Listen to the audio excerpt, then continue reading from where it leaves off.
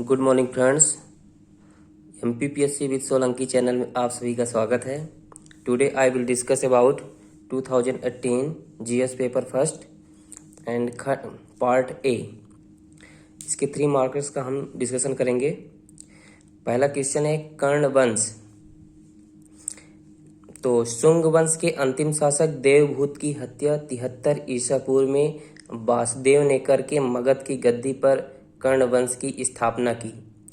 यानी कि शुंग वंश का जो अंतिम शासक देवभूत हुआ उसकी हत्या 73 ईसा पूर्व में वासुदेव ने करके मगध की गद्दी पर कर्ण वंश की स्थापना की।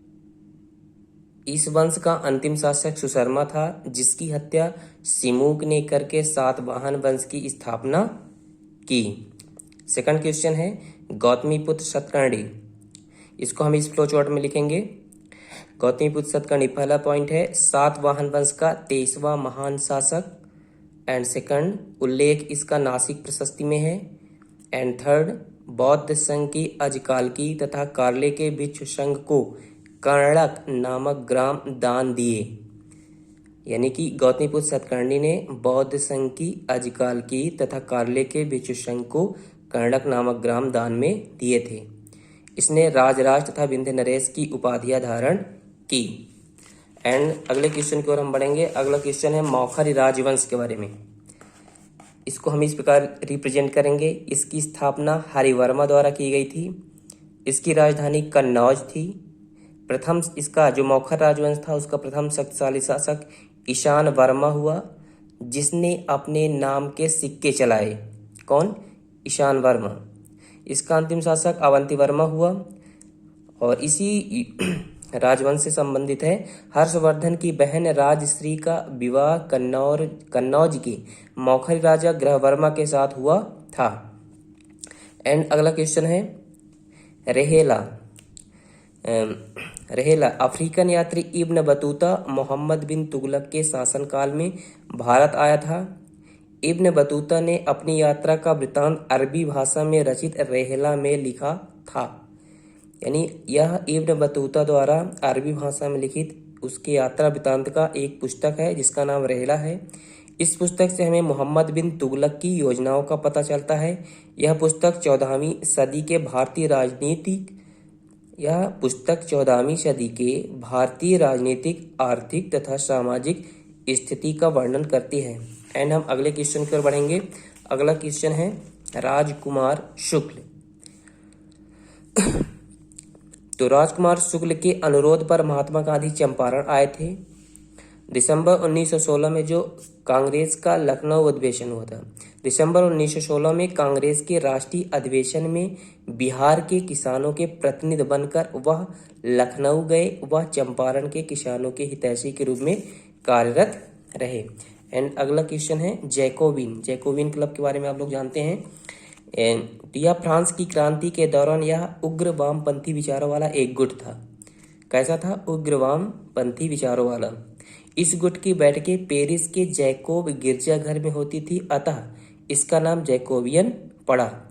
जैकोबियन इसका नाम इसलिए पड़ा था क्योंकि इसकी जो बैठकें होती थी जैकोबियन की वह जैकोब गिरजाघर में हुआ करती थी। इसलिए प्रमुख नेता इसके हुए रोबे स्पोयट, हैबर आदि इसके प्रमुख नेता थे। अगला क्वेश्चन है इरेज्मस।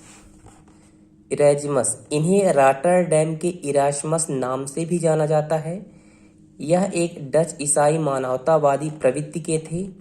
उत्तरी पुनर्जागरण के सबसे बड़े विद्वानों में से यह एक थे। इन्हें मानववादियों का राजा भी कहा गया है। इन्होंने स्वतंत्र इच्छा के कैथोलिक सिद्धांत का प्रतिपादन किया। अगला क्वेश्चन है एमिले। फ्रांस की क्रांति के जनक रूसो द्वारा रचित यह एक ग्रंथि है। कौन? एमिले। फ्रांस की क्रांति के जनक रूसो द्वारा रचित यह ग्रंथि है। इसमें मनुष्य की स्वतंत्रता पर बल दिया गया है। इसमें रूसो का कथन है, यानी कि एमिले पुस्तक में रूसो का कथन है, मानव स्वतंत्र पैदा तो हुआ है परंतु वह हमेशा जंजीरों से जकड़ा रहा है। ऐसे में मानव स्वतंत्रता हेतु आवश्यक है मानव प्रकृति की ओर लौटे। यानी कि जब इंसान पैदा होता है तो स्वतंत्र पैदा होता है, लेकिन वह हमेशा जंजीरों से जकड़ा रहा है। ऐसे में मानव स्वतंत्रता हेतु यह आवश्यक है कि मानव प्रकृति की ओर वापस लौटे। अगला क्वेश्चन है जार अलेक्जेंडर द्वितीय। जार अलेक्जेंडर द्वितीय रूस के औद्योगिक क्रांति के यह प्रणेता थे। कौन थे? रूस की औद्योगिक क्रांति के प्रणेता। इनका शासनकाल 1855 से 1881 तक रहा। एंड अगला क्वेश्चन है टॉमस ब्रासी। टॉमस ब्रासी एक सिविल इंजीनियर थे जो इंग्लैंड के थे। टॉमस ब्रासी औद्योगिक क्रांति के समय रेलवे लाइन के विकास में इनका महत्वपूर्ण योगदान था। किसमें? औद्योगिक क्रांति के समय रेलवे लाइन के विकास में इनका महत्वपूर्ण योगदान था। इनका प्रमुख लेख आन वर्क आन वेजस था। आन वर्क आन वेजस इनका प्रमुख लेख है। अगला क्वेश्चन है खिज्र खां।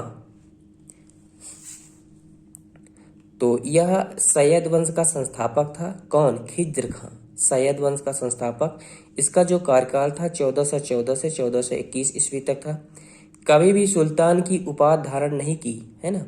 यानी खिज्र खां जो था वह कभी भी सुल्तान की उपाधि धारण नहीं की, बल्कि उसने रैयत ए आला की उपाधि से स्वयं को खुश रखा। रैयत ए आला की उपाधि से स्वयं को खुश रखा। एंड अगला क्वेश्चन है तुलु वंश। इसकी स्थापना 1505 ईस्वी में वीर नरसिंह ने है ना, किसने स्थापना की थी? 1505 में वीर नरसिंह ने। इसका जो तुलु वंश का कार्यकाल था 1505 से 1570 ईस्वी तक यह वंश चला। कब से? 1505 से 1570 तक। इसका जो श्रेष्ठतम शासक हुआ कृष्णदेवराय था, जिसका कार्यकाल 1509 से 1529 था, यानी लगभग 20 साल। यह मध्यकालीन भारत का एक हिंदू राज्य था। यानी तुलु वंश मध्यकालीन भारत का एक हिंदू राज्य था। अगला क्वेश्चन है शहाबुद्दीन उमर। यह खिलजी वंश के तीसरे सुल्तान और दिल्ली के 13वें सुल्तान थे। कौन? शहाबुद्दीन उमर। यानी खिलजी वंश के तीसरे सुल्तान और दिल्ली के 13वें सुल्तान थे। 1316 में इसका पिता जो था शहाबुद्दीन का अलाउद्दीन खिलजी था। यानी अलाउद्दीन खिलजी के मृत्यु के बाद एक नाबालिग के रूप में सिंहासन पर बैठा। यानी ये जब सिंहासन पर बैठा यह नाबालिग था। वह मलिक काफूर सैन्य कमांडर की मदद से सुल्तान बन गया। यानी मलिक काफूर की मदद से यह सुल्तान बना। अगला क्वेश्चन है रजिया बेगम। दिल्ली सल्तनत की यह प्रथम मुस्लिम शासिका थी। कौन थी? दिल्ली सल्तनत की प्रथम मुस्लिम शासिका। इसका कार्यकाल 1236 से 1240 ईस्वी था। इसका विवाह भटिंडा के गवर्नर अल्तुनिया से हुआ था। इसकी मृत्यु 13 अक्टूबर 1240 को हुआ था। यह इल्तुतमिश की योग्य उत्तराधिकारी थी। न्यूली की संधि। न्यूली की संधि प्रथम विश्व युद्ध के बाद बुल्गारिया के साथ, यानी कि यह जो संधि हुई वह प्रथम विश्व युद्ध के बाद बुल्गारिया के साथ हुई। यानी कि मित्र राष्ट्र और बुल्गारिया। दूसरा पॉइंट है बुल्गारिया को अपने विजित राज्य वापस लौटाना पड़े। यानी कि जो बुल्गारिया कुछ विजित राज्य जीते थे उसे वापस लौटाना पड़ा। 27 नवंबर 1919 को मित्र राष्ट्रों के मध्य यह संधि हुई थी। यानी 27 नवंबर 1919 को मित्र राष्ट्रों के मध्य यह संधि हुई थी। तो मित्रों मेरा यह प्रयास कैसा लगा इसके बारे में आप लोग कमेंट करके जानकारी दें और मेरे चैनल को सब्सक्राइब करें, लाइक करें और शेयर करें। Thank you.